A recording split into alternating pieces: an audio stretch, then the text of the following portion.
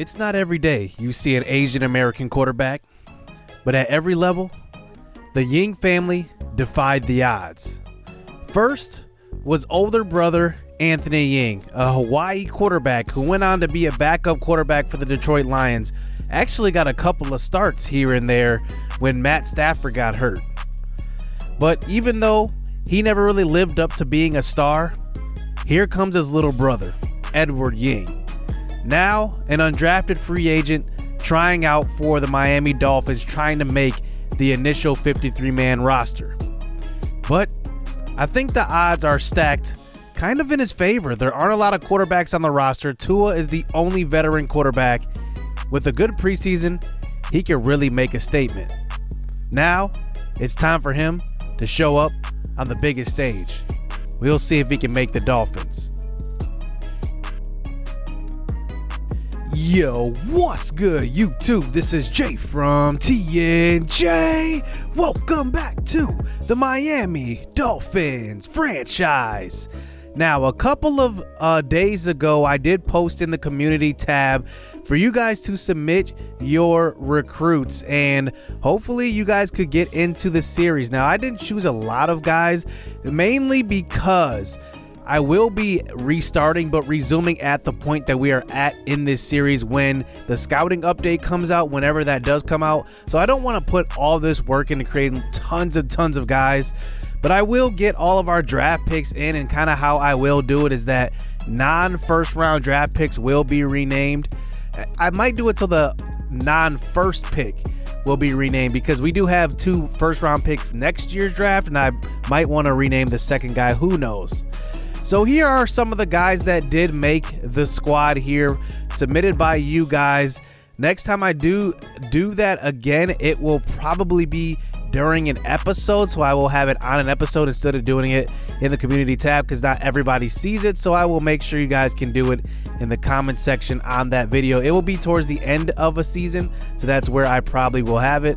And we do have quite a few undrafted free agents this year, because I did kind of a job of not selling all out in free agency. I signed a few guys, 5 or 6, but I made it so that, you know, I could have a bunch of undrafted guys. And honestly, in the NFL, a lot of NFL teams are made up of late round draft picks and undrafted free agents that end up being, you know, 3-4 year projects until they really start blossoming, to be honest. And that's kind of how I want to do it here. Even we have quarterbacks here, a couple of them that are undrafted free agents.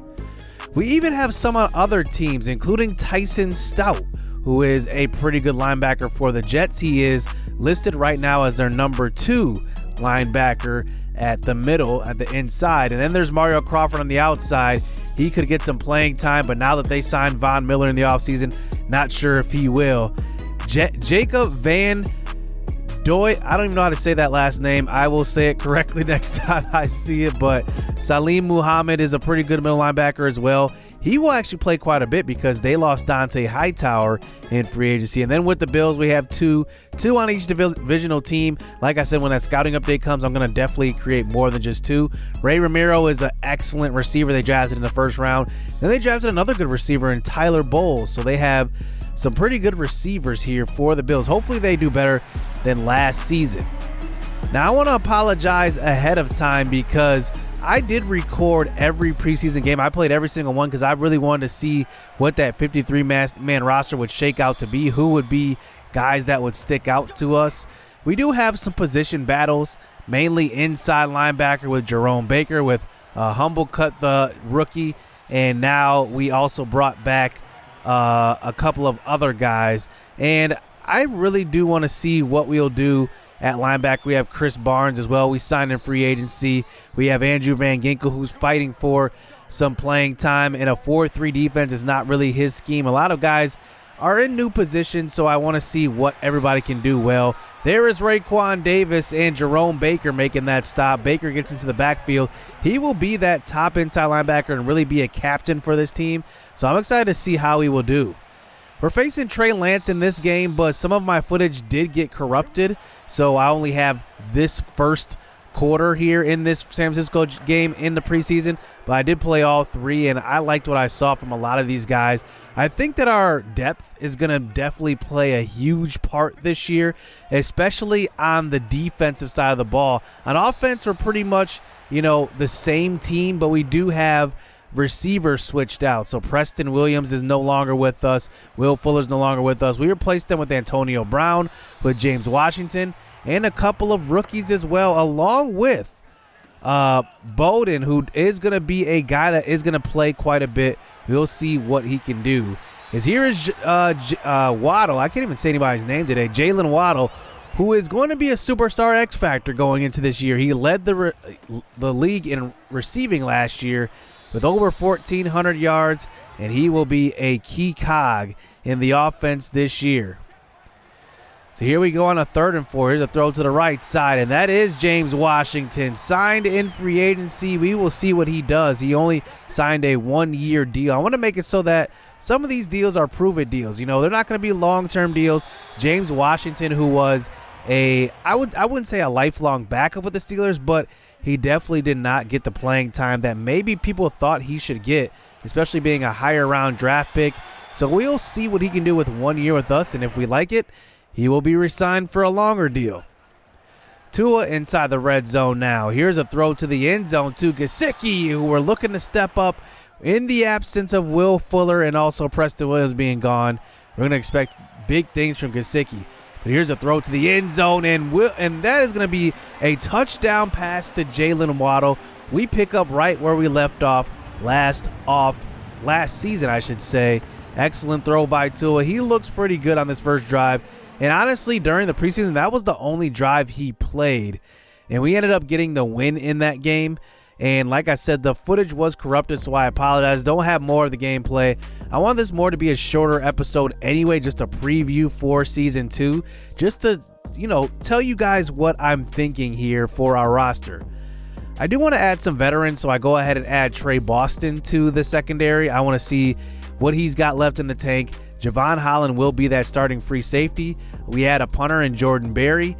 And I decided to go also after Tariq Cohen. We signed him to a 1-year deal. So those are the 3 veterans we really bring in. There could be more throughout the season. I guess we'll have to wait and see. Now, Braden McKenzie was one of the right tackles that we renamed for Kevin Tiller, who was our 3rd round pick, I believe. And I honestly am very, very excited for him. He has hidden dev trait. He was actually our 2nd round pick, and he is really good right now. I think he's going to be excellent, but he's got to protect that blind side. Hopefully we're right. Tua upgrades here to a 79 overall. The thing that I love about Tua is that he is now a top 20 quarterback. So remember, at the beginning of this series, he was number 28 ranked. Now he is 19, so he has stepped up quite a bit.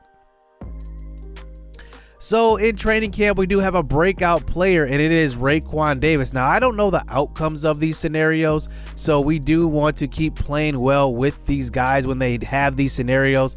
So we need 2+ combined sacks and tackles for loss with Rayquan Davis. That says versus the Texans, but it's actually versus the Patriots, who we open up the season with. So we will see what happens in that game if he can get that upgrade. And I'm not sure if he'll just get XP or it will be a development trade upgrade. We'll have to see.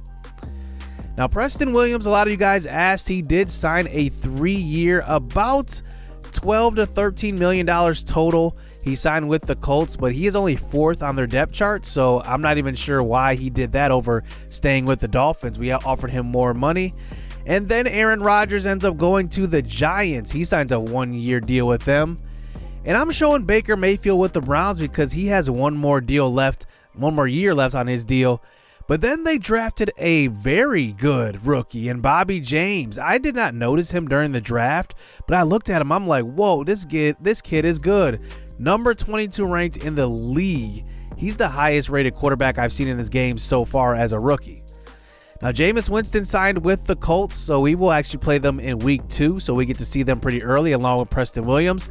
And then his number 2 pick behind him in his draft was Marcus Mariota. He signs a 3-year deal with the Washington football team. With Aaron Rodgers moving over to Green Bay, it is the Jordan Love show in Green Bay, and it will be interesting to see what happens with that scenario.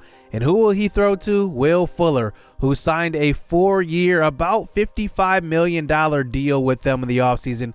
He will replace Davante Adams, who goes over to the Bengals, who signed a 5-year, $110 million deal. So it's going to be interesting what happens in Green Bay in real life after the season. And in this game, I'm interested to see how well they will do with Jordan Love under center. Calais Campbell keeps playing. He goes over to the Panthers, and then Von Miller goes over to the Jets. So another big pass rusher being added to the division. So here is what our schedule looks like this year. We will play the Colts, Patriots, and Bills all on the road to open the season. Then we finally return home to play the Vikings. And then we play the Bears, so we will play some NFC North teams. So we will get to play Jordan Love in Week 10. We play the Lions in Week 7. And I like the middle of this schedule. It's not like a terribly hard schedule, but we do play the Browns right there. That's going to be a tough game. The Bengals, I'm not sure how they're going to look. The Packers could be a little lighter. Then we play the Ravens on the road, then the Jets, Patriots, and Steelers at home. So we have kind of an up and down schedule. I would say this is one of the easier schedules in the league this year.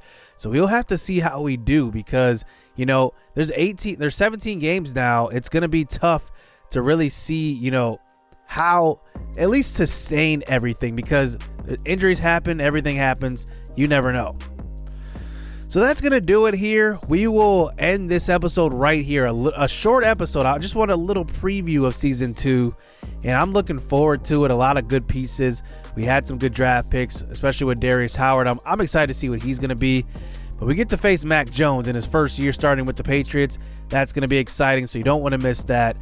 Hope you guys enjoyed this small preview. Hit subscribe, hit that like button. See you for the opener. Stay tuned. Let's get it. Let's go.